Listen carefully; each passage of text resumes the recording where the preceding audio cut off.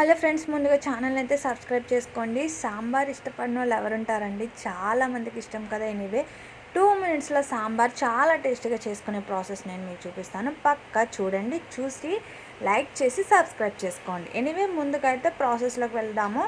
నేనైతే సాంబార్ చాలా డిఫరెంట్ చేస్తాను. స్టవ్ పైన ముందుగానే పెట్టేసుకుని అందులో ఆయిల్ వేసుకోండి, దానిలోనే పోపు దినుసులు వేసుకోవాలన్నమాట. అవి ఫ్రై చేసుకోవాలి. చాలామంది ఏంటంటే ముందు ఉడకపెట్టేసిన తర్వాత తాలింపు పెడతారు, బట్ నేను డిఫరెంట్గా చేస్తాను చూడండి.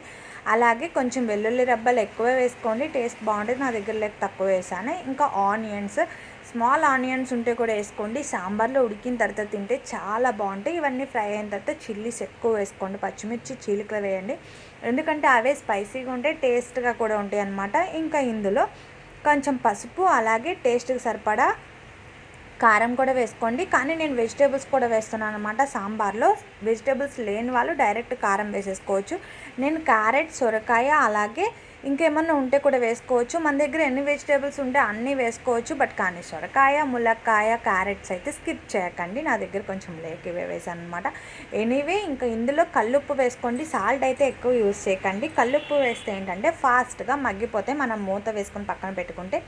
ఇంకా కొంచెం మనకి టేస్ట్ కోసం పుల్లగా ఉండాలి కదా, టమాటా వేసుకోండి. నేను ఎందుకంటే టమాటా ఎందుకు ఎక్కువ వేస్తానంటే చింతపండు అనేది తక్కువ వేస్తాను. చింతపండు ఎక్కువ వేసేవాళ్ళు టమాటా కొంచెం వేసుకుంటే సరిపోతుంది, అంటే ఒక టమాటా.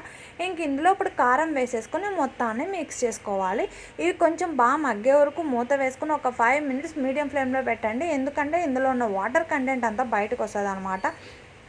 ఎనీవే మొత్తం మగ్గిపోవాలన్నమాట. మగ్గితే ఏంటంటే మనకి సాంబార్లో తినేటప్పుడు కూడా ముక్క మెత్తగా ఉంటుంది. ఇంక ఇందులో కొంచెం సాంబార్ పౌడర్ టేస్ట్కి అయితే పక్కా వేసుకోండి, అస్సలు స్కిప్ చేయొద్దు. ఇది వేస్తేనే టేస్ట్ వస్తుంది. ఇందులో కొత్తిమీర ఇంకెంత వేసుకుంటే అంత మంచిదన్నమాట, ఎందుకంటే మనం విడిగా అయితే కొత్తిమీర తినాం కదా. ఇంకా ఇట్లా కర్రీస్లో అనేది కామన్. పప్పు ఆల్రెడీ ఉడకబెట్టేసుకున్నాను. ఇంకా ఉడికిపోయిన పప్పుని ఇవన్నీ మగ్గిపోయిన తర్వాత ఇంక ఒకసారి వేసేసుకొని మొత్తాన్ని తిప్పేసుకోవాలన్నమాట.